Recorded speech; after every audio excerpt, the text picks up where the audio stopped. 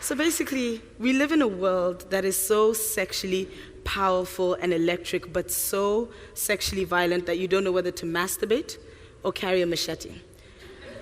It's true, it's true. The thing about sex is that it's so taboo, but we want it so damn bad. We want to feel it, we want to stand by it, we want to engage with it. We want to take it out for dinner and message it a little too soon, but we also want to pretend that it doesn't exist. The thing is, speaking about our sex in groups is hard, and it seems that there's a little bit of a mass silence. When was the last time you spoke about your staying power, or your favorite sex positions, or even your orgasms with those around you? It would seem that there's a little bit of a mass silence, and we're hiding gems of goodness and guidance from each other.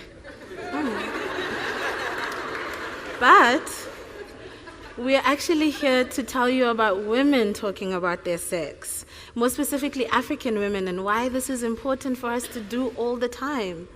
Because the thing is, as women, we don't properly, actively engage with our sex, either because we tell ourselves to not be open about our thrust game, or we are told that we shouldn't, as proper women, be chatting about it. But when it comes to ideas of our bodies, our sex, and our pleasure, we're more often than not silent. And this hush-hush attitude allows for ideas of rape culture and accepting bad shags to seep in and settle. Right? It's not good. And by rape culture, let me clarify, by rape culture we mean ideas of women's bodies as something to be owned, something to be conquered. Things like smashing the pussy, giving her the D, penetration. All of these words imply being overpowered whilst we wait idly by as women for the phallic symbol to orbit and prepare for entry. And the thing is, we're silent because how can we speak business that isn't ours? But it is our business. We're not meant to be silent during sex, but active, willing, and engaged participants who know who, what, and why they are doing what they're doing. And this takes time and knowledge. You don't just simply wake up a sensei of sex and throw tricks around the table, right? You've got to study, and this knowledge of how to handle your hotbox is going to come from within our own ranks. It is. Some of the most powerful, helpful conversations about a woman and her sex come from other women. It's not always Cosmo, but that's another story for another day. And in order to have this conversation, you need to talk to each other and change the ideas and the narrative. But in order to change the narrative, we actually need to think about where we get these warped ideas about our sexuality from. So African women are being silent about sex. Why? Let's take it back a bit. So colonization and religion have completely reshaped ideas and ultimately the expression of African sexuality. African women and men have been, and to a great extent still are, defined in terms of body deviancy and bestiality. One only needs to look at pornography and the way that the black body is portrayed, right? It's more often than not portrayed in a violent and animalistic way, because no sensual sex for us. No. You know? And another example is a photography project called Jungle Fever. And this is done by a photographer called Jean-Paul Good. And the photographs over-sexualized black women and exaggerated black features so much that it made them seem extremely unnatural and very, very ridiculous. And a painful example of how the female body was dehumanized is the story of Sarki Batman. In 1810, 20-year-old South African Sarki was exhibited in a cage in Piccadilly, London. She was forced to gyrate for curious onlookers who paid a couple of shillings for the fun. And when she died in 1815, audiences gathered to see her bits. Her genitals were dissected in public, and zoologist Georges Cuvier later presented Sarki's genitals in a way to allow for spectators to see the nature of her labia. And he wrote, "We did not at all perceive the remarkable particularity of her organization, see, genitals. She held her apron carefully hidden between her thighs. It was not until after her death that we knew she had it." And by her apron, they meant her genitals. So it wasn't until 2002 that you could see Sarki's pickled privates in a museum in Paris, until 2002. and after which they were returned with the rest of her remains to Cape Town. It's painful, isn't it?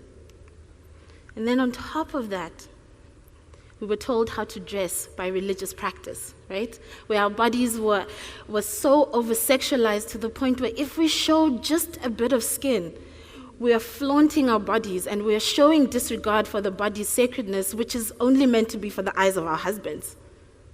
Where a naked woman or a partially covered woman may be raped and intimidated because she is seen as seducing men.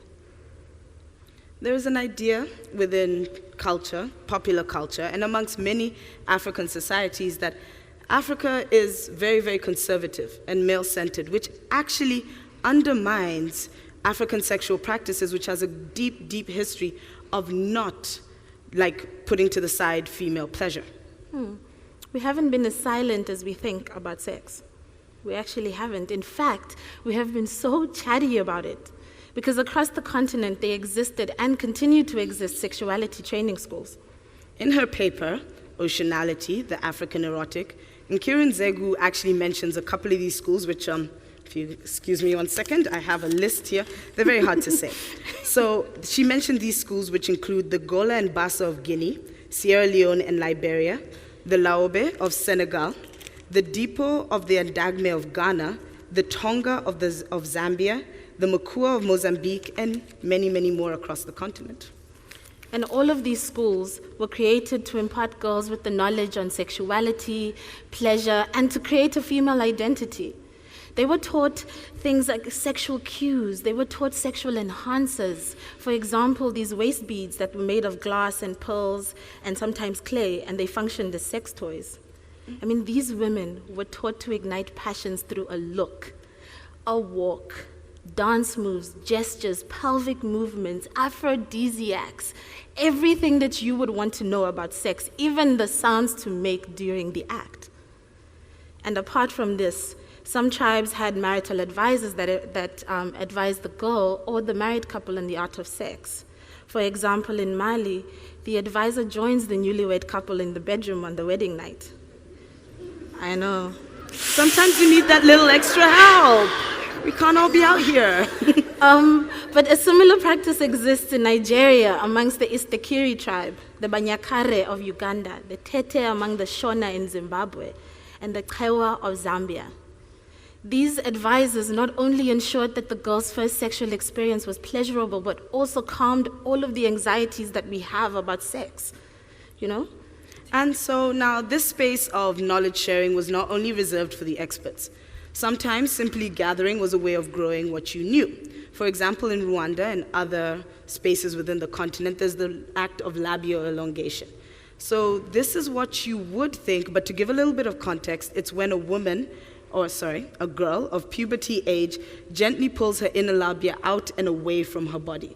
This is done using special herbs that the girls are taught to look for in the Rwandese bushes. Sometimes this may be a little bit uncomfortable for people, but it's done in groups. One piece that we read talks about how girls would sit in rows in boarding school and gently pull each other's labia while catching up on the latest gossip. The piece, yes, I see. There's a few shocked faces in the thing, but this happened. And what the piece then goes on to speak about is how this gave the girls a sense of belonging, but also taught them that it was not something to be ashamed of. It prepared their bodies not only to give pleasure, but to receive it, because the act of tapping the penis on these labia would cause a woman to ejaculate. Which is actually not to be confused with urinating. When you squirt, ladies, you did not pee. I mean, looking at these practices, you can see that the community has placed a really, really good, great value on a woman's positive sexual experience. In fact, the existence of this institution strongly suggests the importance of sexuality in the well-being of the person and the community. So now, these cultural spaces bring about and instill the idea of the power of the devouring vagina. How beautiful is that phrase? Devouring vagina. Audience participation now, people. Say it with me now. Devouring vagina. Thank you. Oh, this is a phrase lifted from the paper that we mentioned before by Nkiru and It's required reading for all. If you've got a piece of paper, write this down. In this paper, she begins to unpack the idea of the power of the vagina within the African erotic ontology. Do you see these big words for big ideas? And how this is central both as a social and individual good. So she speaks about the vagina not just being a passive organ that awaits penetration, but we actually need to think of it as engulfing or devouring the penis, because this gives the vagina incredible power and makes it a lot more active, right? Think of it like the act of eating. When you eat something, you assert your power and your will over it. But this does not in any way take away from the power of what is being consumed. So we are not saying the penis is powerless. No. We are just recognizing the power of the vagina during sex. No, guys. Before don't people get mistake us. uncomfortable and testy. No. So we're speaking about a view of sexuality that not only celebrates the penis and male sexualities, which is what our media does most of the time, right? And what we do most of the time. But we're speaking about a view of sexuality that recognizes the power of the vagina and ultimately the power and importance of female sexualities. So, truth be told, women coming together to help each other through deep times is nothing new. And there is no reason we can't do it in terms of sex in a modern Chardonnay sipping session sort of way. And other than bursting into each other's bedrooms or wherever else it is you like to have sex, the way to do it is to speak about it randomly and loudly. And luckily for us, do it in cafes, in bars, in your rooms, whatever it is. And luckily for us, there are a number of women on the African continent who are doing it in a very funky, squat while you take a selfie kind of way. For example, we've got Dr. T, who is a medical doctor and is wisdom personified not only offline, but online as well, because she hosts workshops, she has an incredible Twitter account, and she has a vlog. Oh, there's some other photos as well. Look, that's from one of her vlogs. And if you like something a little not safe for work and a little bit of the art of storytelling, there's Adventures from the Bedrooms of African Women, which has a story or two. In terms of podcasts, we've got Black Women Be Like, that's actually the woman who runs it, who have spoken about things like masturbation, dining below the belt, and also faking orgasms. And in Kenya, there's the Spread podcast, which is two women who speak about a whole host of very, very sexy topics. And then HOLAAfrica, which is our organization, recently went on a safe sex and pleasure journey, where we hosted a bunch of dialogues, and we had a workshop, and we produced a manual. And in these conversations and gatherings, we tackled everything from kink to keeping your sex toys clean, to consent, which is a big issue right now, and to 1,000,001 uses for cling film. There's a lot to do out there. There are a lot of uses for cling film. You'll be surprised. Just saying. But all of these examples that we've just mentioned are merely repackaged spaces of old that African women are using to discuss their snatch. And these need to be replicated. They need to be grown, and they need to be done in different ways. So when women come together in these spaces to speak about their sex, they draw strength. And because you realize that there is safety in numbers, you realize that there is knowledge in numbers. When women speak about these things, they rip apart the cloak of silence that brings about fear and shame, because you realize we're all in this together. You're not the only one who thinks your nipples are shaped funny or has masturbated. You are not the only one who has fantasized or faked orgasms. You're not the only one who has tried that thing and liked it. Yes. That what the assault that happened to you the other night actually shouldn't have happened. That you are not meant to be ashamed. You are not meant to be afraid, and you are not meant to be in pain, because you know what? You are actually not the only one. Thank you.